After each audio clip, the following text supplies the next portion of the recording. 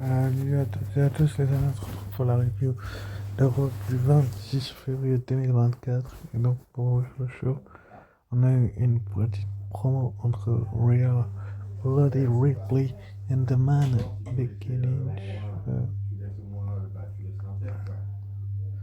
Une promo assez intéressante entre les lutteuses, de catcheuses qu'on a trouvé quand même, que j'ai trouvé personnellement assez intéressante, où les deux lutteuses ont tout donné, enfin. Donc, pour les micro, franchement, j'ai adoré l'attitude de Becky Lynch, qui était vraiment dans le mode, comme tout le monde se la ferme à réalité, qui l'a un petit peu remise en place. Franchement, c'était quand même assez intéressant comme segment, sachant que maintenant, a priori, elle devrait s'affronter du côté de WrestleMania en une contre une. Enfin, si le match aurait tourné, donc c'est à voir ce qui va se passer par la suite entre les deux lutteuses, mais je garantis pas que la WWE fasse du mieux qu'elle puisse avec ces deux-là, mais franchement, j'ai adoré leur segment avec Rhea Ripley et Becky Lynch, c'était quand même assez intéressant pour débuter. Et après, comme je disais, Becky Lynch et Rhea Ripley se sont un peu félicités sur la un peu raconté sur leur victoire du côté de Perth et Elimination Chamber ce week-end. Donc Rhea Ripley, Becky Lynch l'a félicité d'avoir vaincu les peu de force Nia Jax, et puis Rhea Ripley a félicité Becky Lynch d'avoir survécu à 5 autres catcheuses. Donc c'était quand même assez intéressant que cette petite promo. Bon, Nia Jax va finalement attaquer Becky Lynch par derrière, et Rhea Ripley et Becky Lynch vont donc finalement la chasser du ring. Donc c'était quand même assez rigolo comme segment, surtout pour démarrer un show comme celui-là, comme ce rôle-là, où la WWE sait très bien ce qu'elle faisait. Donc c'était un point positif. Comme le match donc entre Shinsuke Nakamura et Sami Zayn, on a enfin eu la revanche entre The King of the Strong Style and the Master Strategy. Donc là aussi, on a eu un match où Nakamura et Sami Zayn ont livré une bataille que peu d'entre nous savaient prétendre, savaient penser pouvoir prétendre. Donc c'était quand même assez intéressant de voir Nakamura et Zayn en face à face dans ce type de match-là. Donc c'était un match solo. Le main event, il y a de cela 2-3 semaines, Nakamura avait gagné. Là, Sami Zayn a été bien meilleur. Il a été loin de témérité. Là, tu vois, peut-être enfin les plans pour Sami Zayn. Donc il renoue un petit peu avec le succès. Je trouve ça quand même assez intéressant de la part de la WWE, qui se réveille maintenant pour le pauvre Sami Zayn, qui va finalement donc s'en sortir et donc s'imposer. Très belle victoire pour Sami Zayn avec un Elava Kick finalement sorti de nulle part sur Nakamura pour se débarrasser de lui. Il était temps que Zayn gagne un match, parce que je pense que la WWE avait plus trop de plans pour lui, et là il était temps, donc c'était quand même assez cool. En bref, ensuite après on a eu le match entre Raquel Rodriguez et Chelsea Green. Donc là, c'était un match que pour moi j'ai trouvé ennuyeux. C'est pas que j'aime pas la division féminine, mais j'ai l'impression que la WWE fait un peu n'importe quoi avec ses lutteuses. Là, on a eu une Chelsea Green qui dit qu'elle aurait gagné la bataille royale si Raquel Rodriguez ne serait pas revenue, qu'on l'avait informé, etc. Mais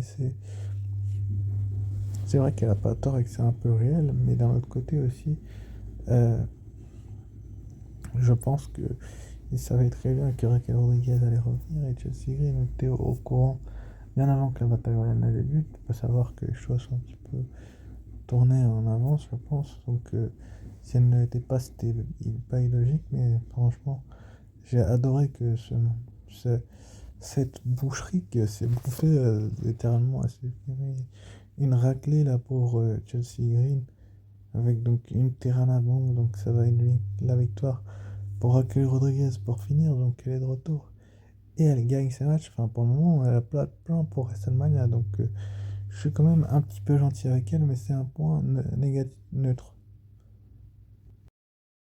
Ensuite, après, on a une promo de Ring General Gunther, donc votre actuel champion intercontinental qui lui actuellement n'a pas de plan pour WrestleMania, était présent sur le ring de la WWE et d'Europe pour un petit peu s'adresser aux victimes qu'il a battues, c'est-à-dire Main Event Joshua la semaine dernière, Chuck Gable, Sami Zayn, enfin beaucoup de gens qui veulent son titre.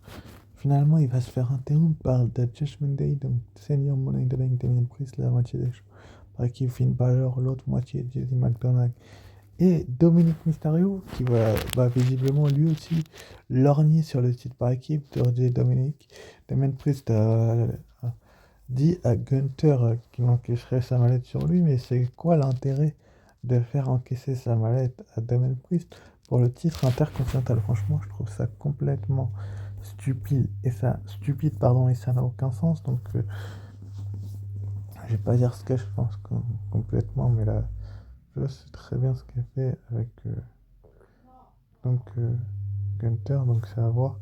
Mais donc après, on avait donc un match Street Fight que je vous avais annoncé la semaine dernière, donc le New Day contre Imperium, donc un match que la WWE attendait depuis des mois, voire des semaines de leur côté, donc c'est à voir ce que la WWE va faire avec ces deux équipes-là, et New Day et Imperium.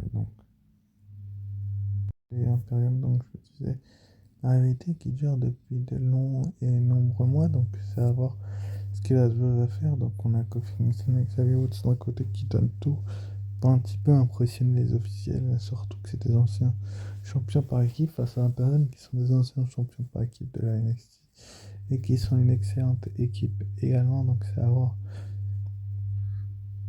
ce que la WWE nous réserve avec Imperium. Et le New Day, en tout cas, le match a été excellent.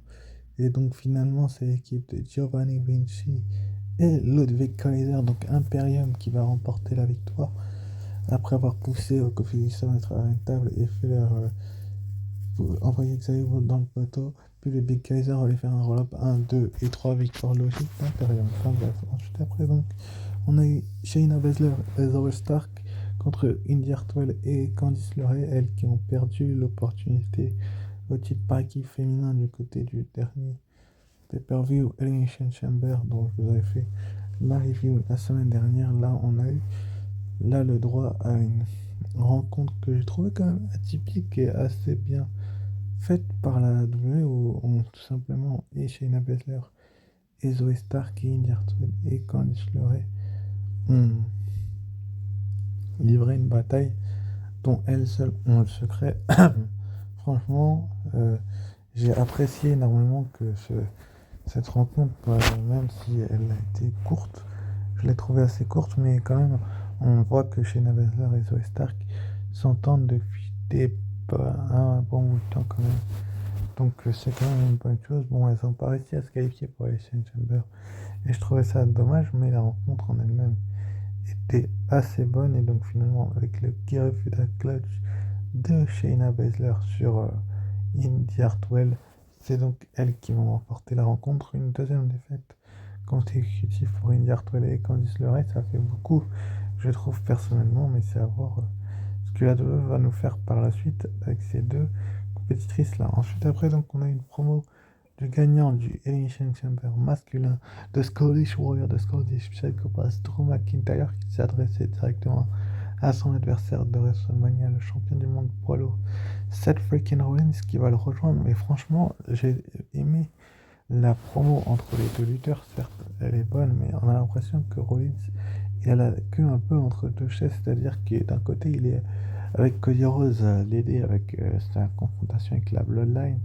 Et d'un autre côté, il est face à Drew McIntyre. Est-ce que ça peut lui jouer des tours? Je pense que ça va lui jouer des tours. C'est pas que ça peut. Je pense que ça va lui jouer des tours.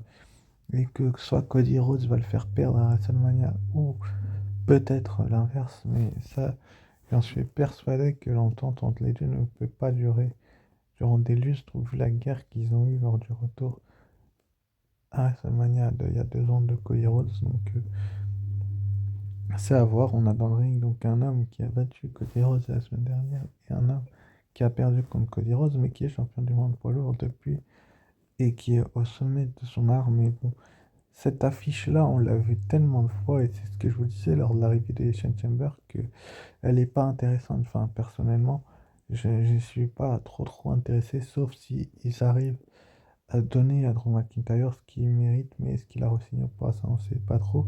Mais en tout cas, le segment était quand même assez bon de la part de la WWE, donc c'est un point positif. Suite après, donc on a eu le match entre Liv Morgan et Nia Jax, donc Liv Morgan qui se retrouve face à Nia Jax. On a eu une rencontre où les fans veulent donc les voir Liv Morgan rejoindre le match de la WrestleMania, ça on l'a bien compris via les réseaux sociaux. Est-ce que ça va arriver? Ça, pour le moment, je peux pas vous dire.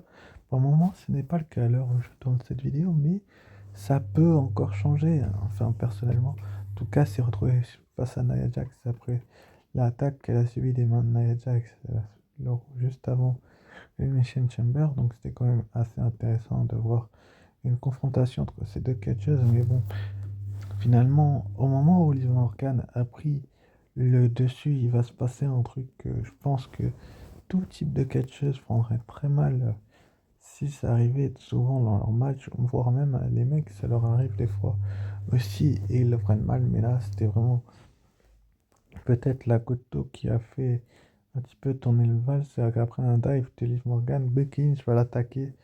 Donc Nia Jax, elle cognait contre la table des commentateurs à plusieurs reprises. Et après, on va la retrouver donc avec Adam Pearce en discussion de Man Becky Lynch. Et donc, elle va donc tout simplement dire qu'elle veut affronter Nia Jax la semaine prochaine. Après ce qui s'est passé au dernier Raw, donc Adam Pearce, Morgan va la voir et lui dire: te mêle pas de mes affaires, de ce qui me regarde, j'avais le match en main. Enfin, elle va un peu mal le prendre. Est-ce que Liv Morgan va faire un turn ou va s'incruster dans le match de Becky Lynch? Il faudra voir la semaine ce qui se passera, mais c'est un point positif et c'est intriguant. Donc je vais le mettre entre neutre et positif même. Et enfin dans le main event, donc on a eu Cody Rhodes contre Grayson Waller. Donc j'ai envie de vous dire, WWE, ça sert à rien de faire des drafts. Si vous ramenez Grayson Waller à Raw, je veux bien qu'il y ait le Grayson Waller effect, que ce soit parti en cacahuète, etc. Mais c'est pas une raison de ramener un catcheur comme Cody Rhodes du côté de comme Grayson Waller, pardon, du côté de Raw, alors qu'il est censé être à SmackDown, surtout qu'il était accompagné de son acolyte Austin Theory, qui aurait dû lui rester à SmackDown dans ces cas-là. Mais franchement, comme ils sont ni chat, ni figue, ni raisin, enfin ils sont tout le temps ensemble, là tu vas trouver le moyen de les fourguer tous les deux dans ce Raw-là, excusez-moi, mais c'est du grand n'importe quoi. Personnellement, je trouve que Grayson Waller et Cody Rhodes ont livré une prestation, on va dire comme ça, que la DOE a su remettre en avant, donc en évidence.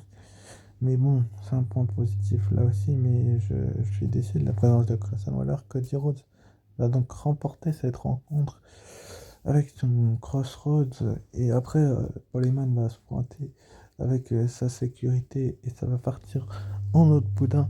Et finalement, alors, Cody Rhodes va détruire les agents de sécurité de Paul Heyman qui est...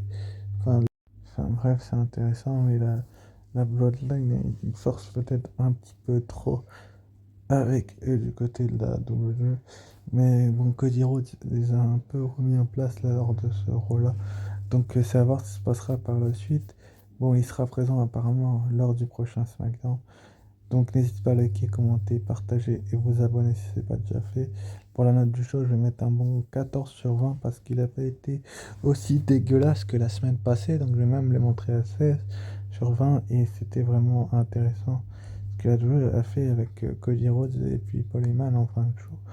Et la petite promo, donc on a annoncé donc que le Greatness is Coming, donc le Rock, Roman Reigns, Jimmy Uso, Paul Heyman et Solo Sikoa seront présents à SmackDown. Donc ce sera demain soir du côté de SmackDown, ils seront là. Cody Rhodes et Seth Rollins devraient être présents aussi dans les barrages. On aura également un street fight donc entre Carlito et Santos Escobar. Aurons-nous enfin le retour du Lucha Libre, le leader pardon, de la Lucha Libre, Rey Mysterio, on l'espère en tout cas, ça promet ce SmackDown et ça va être un bon SmackDown je pense. Et on aura donc la gagnante du Royal Rumble féminin, Bayley, et Dakota Kai qui fera son retour sur le ring face au Kabuki Warrior, donc les championnes par équipe Asuka et Kairi Sane, qui seront accompagnés de la championne féminine Io Sky. Ce sera à voir demain à SmackDown.